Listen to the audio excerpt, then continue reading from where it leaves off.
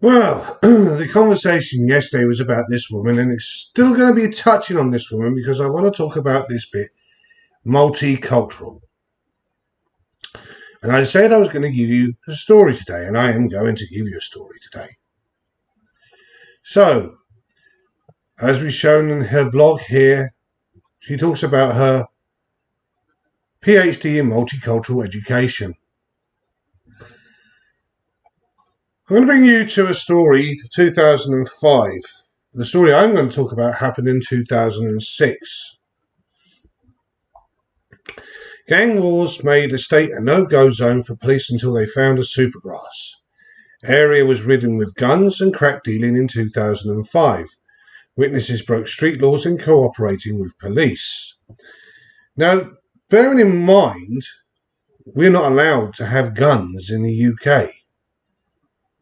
Very strict gun laws. You don't allow hand pistols. So these guys are running around with guns. Bad guys with guns. 14-year-olds openly carried guns, and the sound of bullets being fired was so common that few bothered to call 999. This was the start of 2005, when the Stonebridge estate in Harlesden was the scene of all-out gang warfare, where the network of concrete blocks and walkways provided perfect cover for rival drug crews as police struggled to establish order. The blood spilled on the northwest London estate that year included that of Jamil Moore, the 24-year-old father of two, whose death was the subject of a supergrass Darren Mathern's evidence on the Old Bailey over the last 10 weeks. But he was not the only young man caught up in crack cocaine and the violent repercussions of disputed territories, whose murders police had to investigate. Wholly innocent blood was spilled too, such as the 7-year-old Tony Ann Byfield, who was shot at close range in 2004 in nearby Kensal Garden in the fallout from a gang war. A year later, Connie and Lorna Morrison and their stepfather fell victim to a revenge killing by men who were in dispute with their brother. Lorna's 9-month-old son survived the attack but was found covered in his mother's blood in the family's house on the estate. Stonebridge. This a bit here. It was an all-out war that said, at that time, said Detective Inspector Stephen Horsley, a Trident officer, that there was a gang in Kensal Garden known as Muslove. They were well established and falling out with several other gangs, including the Stonebridge gang. There were tit-for-tat shootings all the time, and it was at this time that the murders we are dealing with took place. If you go to Harlesden today, it's now quite a yuppie area, been upmarketed and done. But at the time, there was a man that also lived there by the name of Hazram Mohammed. His wife Mariama and their son Abdul Razak, and they lived on that estate in Stonebridge. Now, Hazram Mohammed, not Abdul Razak, Hazram Mohammed was a very educated man, and he'd worked in most parts of the Middle East. That's where he met Mariama.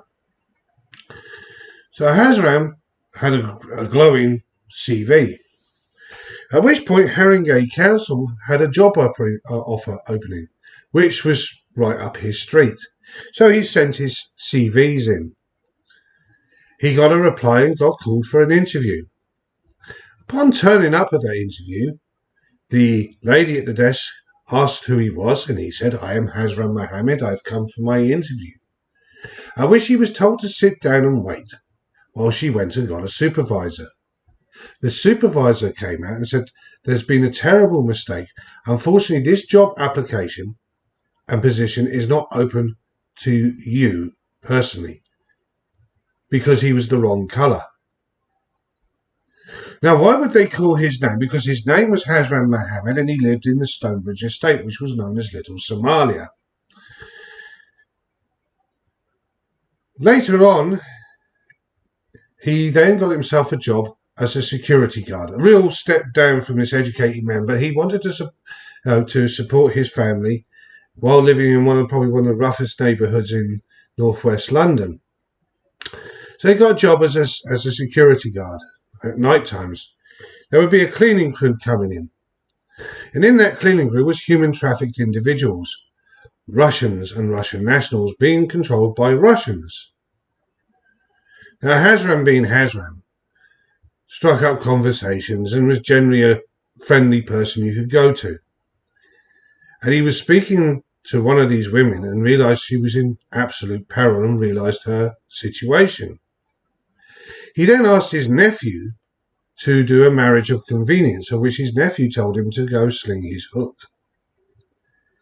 Hazram being Hazram could not see this woman suffer anymore, so he decided to marry her instead, although already been married to his Somalian wife, Mariama. Soon after this had happened, he was found outside the block of the Russian area of London, burnt to a crisp. He'd been burning for 25 minutes. He was burnt alive for 25 minutes before the fire brigade turned up, and the only way they could identify him was by dental records. This isn't just the only part of this story, you see. Hazram had 3 brothers, and his youngest brother in 2012, who for some other reason used his death as part of the reasons for what he did, committed suicide in a car in a beauty spot in Blackpool, cutting both his ankles and putting a pipe in from the exhaust through the window. In his the investigation into his death was that he was death by suicide, and basically he had bled out before the fumes could kill him. Hazram Mohammed's, on the other hand, inquiry into his death is still open to this day. It's never been investigated because the simple reason of they were doing it to prevent racial unrest in the area. This was multiculturalism at work, you see, because Hazram Mohammed was my uncle. He had 2 names, Arthur John, or AJ, or John, or Hazram Mohammed, because he married Mariama, who was a Muslim, and he took up the Muslim faith. His brother was my father, who committed suicide, like I said, in 2012 while I was at university. These things happen.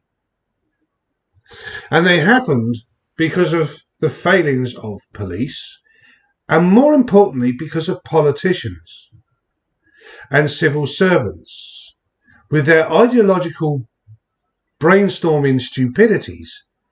Instead of putting equal laws and equal situations, they have to change it around to make some people more liable than others. If you have a law that says you've committed murder and it should be investigated, then people should go to jail. Not because it would cause problems. And now the reason why I bring up this woman and her multicultural, I'm going to explain about multicultural, why it failed in the UK and why it's still failing in the UK. You see, because when these people move to England, most of them can't speak English. So what happens is they move into an area where others of their race and background and language speak. And then they create ghettos. And those ghettos become predominantly their area, become no-go zones in many cases. In the Elephant and Castle is known as Little Albania. Obviously, Harsden was known as Little Somalia. So, bearing all that in mind, and don't forget the second most spoken language in English is Polish.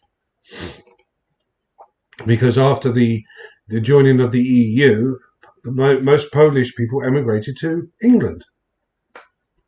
Which caused another huge problem as well, because when you bring in the influx, which is no fault of the Polish people because they had come from poverty and a hellhole and out of communism, now to a place of freedom and where they could make money. But what happened was it wasn't the Polish's fault, and it wasn't the workmen's fault. It was the greedy people above, the people in power. Backhanders here, backhanders there. So what had happened is in the labour industry, in the building trade, for instance, a bricklayer would be getting X amount of money, yeah, per day. So, for instance, a bricklayer was getting, say, £120 per day. But now you could employ 2 Polish bricklayers who worked more hours for half the price. So for the same price. So you got 2 bricklayers at £60 a day, doing more hours, laying more bricks than the British bricklayer who was getting £120 per day. This created a massive problem within certain jobs because jobs were being lost to other people coming in, causing resentment. This was the failing of multiculturalism, because it wasn't down to the people moving in that was the problem. The problem was being the people in power. The people in power should have said to the people in charge, no, you pay them at the same rate as what you're paying those guys. So a Polish bricklayer should have been on £120 per day, the same as the British bricklayer. That would have been equal and fair system of setting up. The reason why there was so much poverty in these areas like Harlesden, and they were run down and allowed to run down, is that they could depreciate the values of the buildings, make them absolute hellholes, then move these people out on this pretext of they're renovating the area, and then all of a sudden it becomes for the rich and elite a nice yuppie area. This is what they do. And if you don't believe that, here in Warsaw, Poland, it was called reprivatization, where they were forcing people out of their homes by turning off the heating, stopping the water going in, and especially in wintertime, so people couldn't, cope with the heat and the cold, that they would leave their homes. So the places became more dilapidated. Then they were sold dirt cheap to the minister's friends, who then built them up, and the minister was getting a back payment. This is what was going on here. This is what's going on in every local government everywhere around the world. Politicians are corrupt. But the reason I'm going to bring to the next part of the next conversation we'll be having is the Civil Service Reform Act, and why that has caused all of your problems in America. But it's a problem throughout the world. Civil servants, civil service, SES, bureaucrats, whatever you want to call them. They are a problem. Why? They are unelected. You cannot get rid of them. You try sacking one of these people. You can't, because they have made it so impossible for them to be removed from their jobs. It's made the corruption in these places unbelievable, and they are corrupt in many of these establishments. Taking on board that as well, knowing for actually how bureaucrats and bureaucratic systems work, have you noticed in the lockdowns how many bureaucrats have lost their jobs, lost their pay, lost their businesses? That's right, none of them. They were all still getting paid. They're all still getting their money. And yet most of these are the ones that sit on Twitter and places like that, lording over everybody, saying that how superior they are, and how everybody is racists. Ergo, Robin DiAngelo. These people are bigoted, and they are vile, and they think they're above the law.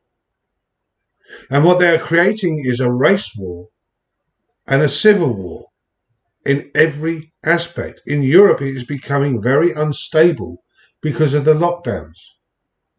I'll get more into the lockdowns later on, but don't forget, the problem is the civil service for the lockdowns. Remember, the government is acting on expert evidence from these so-called scientists, but they're not real scientists. They're bureaucratic scientists because they're part of the government systems. They don't want to lose their position because it's dead man's shoes. And to get up that slippery slope up into the higher echelons, like the people like Fauci, they will say whatever it is that the political class wants to hear in order to keep their position and their job. They're not serving science. They're not serving the people. They're serving themselves, which is what bureaucrats do. Oh, look at how wonderful they are. They've given their time and they've gone into public service. Public service is a joke. You see, not only will they do public service, they'll be in there for 20 plus years, however how long they're in there, and they come out with a huge pension. Meanwhile, another story for you before I go, 1990, while I was serving, and the Gulf War was in its, the Kuwait one, Operation Desert Storm, or in the case of the British Army, Operation Granby, was in this full fling. At the same time, the British government decided to do options for change. And they were sending guys out to the front line with their brown envelopes saying your services are no longer required, but you cannot leave now, otherwise you'll lose any payments or compensation from your retirement. The reason being why they did this was to save on pension money. You see, when you do 22 years in the army or any form of the military branch in the UK, you get a full pension. You do over a certain amount of time, you get a half pension. And they wanted to make sure they could cut costs and save money, so they didn't take it out of the bureaucrats. No, they removed the military. The cancer we have in society is public service, or the public sector, and it really needs to be looked at. And that is why the next conversation, we're going to look at that. For the fact of how this sector is above the law. You cannot stop them from doing anything. So until then, tschüss.